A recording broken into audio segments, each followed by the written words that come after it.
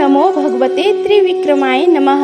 जय श्री हरि। नमस्कार दोस्तों, स्वागत है आप सभी का हमारे यूट्यूब चैनल पावरफुल हिंदू धर्म में। आप सभी पर भगवान श्री हरि विष्णु की कृपा सदा और सर्वदा बनी रहे। आज हम आप सभी को ज्येष्ठ महात्मा में कथा अध्याय 10 का श्रवण कराएंगे। आइए श्रवण कीजिए कथा अध्याय 10 का, जिसमें वर्णन है अंधक के साथ देवताओं का युद्ध और अंधक की विजय। श्री पुलस्त महाराज बोले कि तत्पश्चात वीरों के लिए भय बढ़ाने वाला समार आरंभ हो गया। हजारों नेत्रों वाले इंद्र अपने विशाल धनुष को लेकर बाणों की वर्षा करने लगे। अंधक भी अपने दीप्तिमान धनुष को लेकर बड़े वेग से मयूर पंख लगे बाणों को इंद्र पर छोड़ने लगे।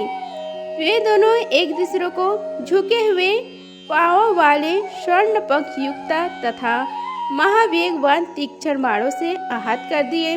फिर इंद्र क्रोध होकर व्रज को अपने हाथ में घुमाकर उसे अंधक ऊपर फेंका।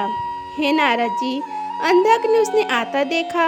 उसने बाणों, अस्त्रों और शस्त्रों से उस पर प्रहार किया, पर अग्नि जिस प्रकार वनों, पर्वतों या वृक्षों को भस्म कर देती है, उसी प्रकार उस व्रज ने उन सभी अस्त्रों को भस्म कर डाला। तब बलवानों में श्रेष्ठ अंधक अति वेगवान व्रज को आते देखकर रथ से कूदकर बहुबल का आश्रय लेकर पृथ्वी पर खड़ा हो गया। वह व्रज सारथी, अश्व, ध्वजा एवं कुबेर के साथ रथ को भस्म कर इंद्र के पास पहुंच गया। उस व्रज को वेग पूर्वक आते देख बलवान अंधक ने मुट्ठी से मारकर उसे भूमि पर गिरा दिया और गर्जना करने लगा। उसे इस प्रकार गरजते देखकर इंद्र उसके ऊपर जोरे से बाणों की वर्षा प्रारंभ कर दी। अंधक भी उनको निवारित करते हुए इंद्र के पास पहुंच गया। उसने अपने हाथ से ऐरावत हाथी के सिर पर एवं पैरों से सूंड पर प्रहार कर और घुटनों से दांतों पर प्रहार कर उन्हें तोड़ डाला। फिर अंधक ने बाई मुट्ठी से ऐरावत की कमर पर शीघ्रता पूर्वक चोट मारकर उसे जर्जर कर दिया। इंद्र भी हाथी से नीचे गिरे जा रहे थे। वे झट से कूदकर एवं हाथ में व्रज लेकर अमरावती में प्रविष्ट हो गए। इंद्र के रथ से विमुख हो जाने पर अंधक ने उस विशाल देव सेना को पैर, मुट्ठी एवं थप्पड़ों आदि से मारकर गिरा दिया। हे नारद जी, इसके बाद देव श्रेष्ठ यमराज अपना दंड घुमाते हुए प्रहलाद को मारने की इच्छा से डर पड़े। यमराज को अपनी ओर आते देख प्रहलाद ने भी अपने धनुष को चढ़ाकर फुर्ती से बाण समूह की झड़ी लगा दी। यमराज ने अपने दंड के प्रहार से उस अतुलनीय बाण विष्णु को व्यर्थ कर लोककारी दंड चला दिया। धर्मराज के हाथ में स्थित वह दंड हवा में ऊपर घूम रहा था, मानो तीनों लोगों को जलाने के लिए काल अग्नि प्रज्वलित हो रही हो। उस प्रज्वलित दंड को अपनी ओर आते देखकर दैत्य लोग चिल्लाने लगे। हाय हाय हाय, यमराज ने प्रहलाद को मार दिया। उस आक्रांत को सुनकर हिरण्याक्ष के पुत्र अंधक ने कहा, डरो मत, मेरे रहते ये यमराज क्या वस्तु है। हे नारद जी, ये से कहकर वह वेग से दौड़ पड़ा और हंसते हुए उस दंड को बाएं हाथ से पकड़ लिया। फिर अंधक उसे लेकर घुमाने लगा और साथ ही वर्षा काली मेघ के तुल्य वह महानाद करते हुए गर्जना करने लगे। अंधक के द्वारा यम दंड से प्रहलाद को सुरक्षित देखकर दैत्यों एवं दानों के सेनानायक प्रसन्न होकर उसे धन्यवाद देने लगे। हे मुने, अपने महादंड को अंधक द्वारा घुमाते देख सूर्य तनय यम दैत्य को दुस्साहस और दुर्धर समझकर अंत ध्यान हो गए। हे महामुने, धर्मराज के अंतर ध्यान होने पर अब बलि प्रहलाद भी सभी ओर से देवसेना को नष्ट करने लगे। वरुण देव सूंस पर स्थित है। वे प्रबल असुरों को अपने पासों से बांधकर गदा द्वारा विदीर्ण करने लगे। इस पर विरोचन उनका सामना किया। उसने व्रजतुल्य तोमर, शक्ति, बाण, मुद्गर और कर्णप को भल्लों से वरुण देव प्रहार किया। इस पर वरुण देव उसके निकट जाकर गदा से मारकर उन्हें पृथ्वी पर गिरा दिया। फिर दौड़कर उन्होंने पासों से उसके मतावले हाथी को बांध लिया। पर अंधक ने तुरंत ही उन पासों के सैकड़ों टुकड़े कर दिए। हे नारद जी, इतना ही नहीं, उसने वरुण के निकट जाकर उनकी कमर भी पकड़ ली। उस हाथी ने भी अपने प्रबल दांतों से वरुण को उठाकर फेंक दिया। साथ ही वह वाहन सहित वरुण को अपने पैरों से कुचलने लगा। यह देख शीत किरण चंद्रमा ने हाथी के पास पहुंचकर अपने तेज नुकीले बाणों से उनके शरीर को विदीर्ण कर दिया। चंद्रमा के बाणों से विद्ध होने पर अंधक के हाथी को अत्यधिक पीड़ा हुई। वह अपने पैरों से वरुण को तेजी से बार बार कुचलने लगा। हे नारद जी, वरुण देव भी हाथी के दोनों पैरों को दृढ़ता पूर्वक पकड़ लिया एवं अपने हाथों तथा पैरों से भूमि का स्पर्श करते हुए मस्तक उठाकर बलपूर्वक अंगुलियों से उस हाथी की पूंछ पकड़ ली और सर्पराज वासुकी के विरोचन को बांधकर उसे हाथी और पिलवाने के सहित उठाकर आकाश में फेंक दिया। वरुण द्वारा फेंका गया विरोचन आकाश से हाथी सहित पृथ्वी पर इस प्रकार आ गिरा जैसे सूर्य द्वारा पहले सुकेशी दैत्य का नगर अट्टालिकाओं, यंत्र, अंगरलाओं एवं महालोकों सहित पृथ्वी पर गिरा गया था। उसके बाद वरुण गदा और पास लेकर दैत्यों को मारने के लिए दौड़े।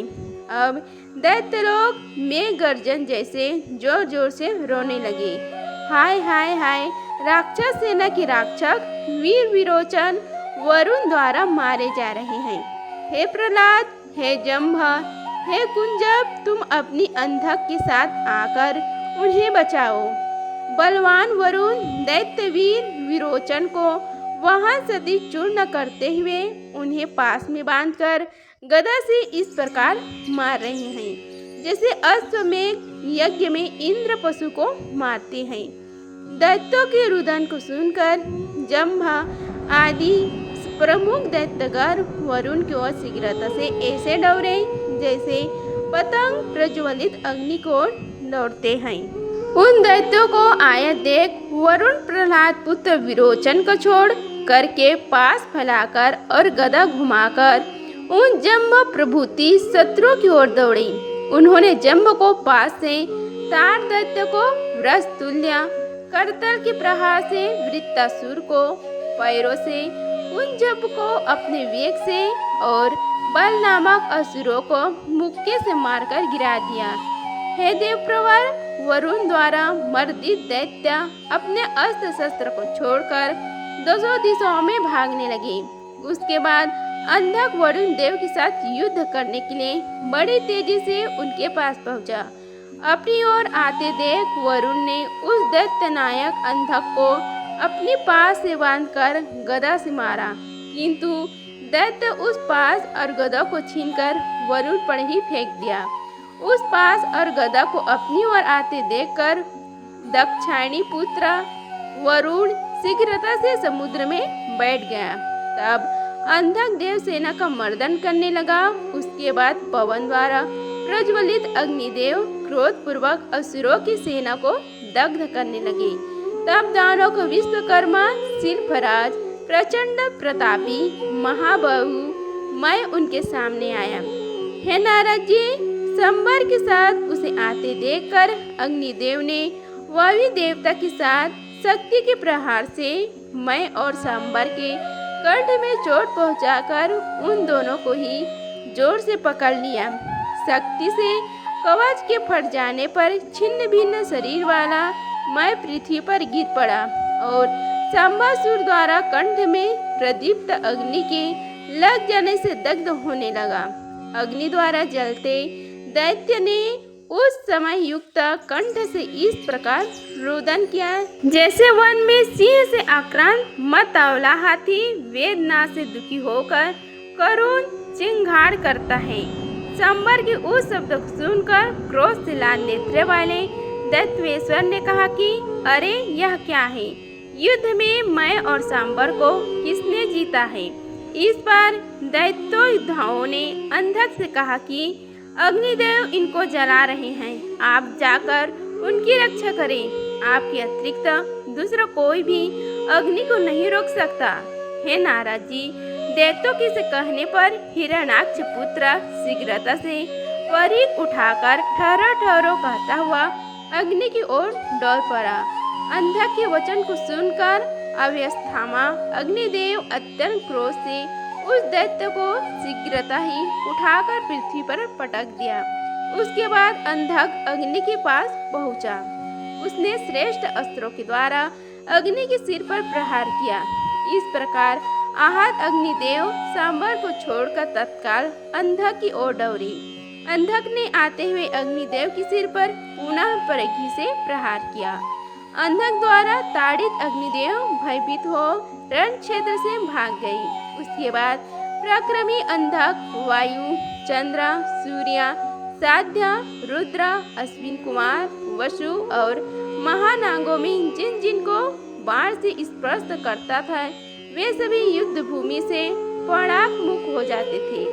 इस प्रकार इंद्र, रुद्र, यम, सोम सहित देवताओं की उग्र सेना को जीतकर अंधक श्रेष्ठ दानवों के द्वारा पूजित होकर पृथ्वी पर आ गया। वहाँ वह बुद्धिमान दैत्य सभी राजाओं को अपना सामंत बना करके तथा समस्त चराचर जगत को वश में कर पाताल में स्थित अपने अस्मक नामक उत्तम नगर में चला गया। वहाँ उस महासूर अंधक की सेवा करने के लिए अप्सराओं के साथ सभी प्रमुख गंधर्व, विद्याधर एवं सिद्धों के समूह पाताल में आकर निवास करने लगे। इस प्रकार ज्येष्ठ मास में कथा अध्याय 10 का समाप्त हुआ। अगर आप सभी को यह वीडियो अच्छी लगी होगी तो वीडियो को लाइक कीजिए, चैनल को सब्सक्राइब कीजिए और कमेंट बॉक्स में जय श्री हरि लिखिए। धन्यवाद। मिलते हैं अगले वीडियो में, तब तक के लिए जय श्री राधे कृष्णा।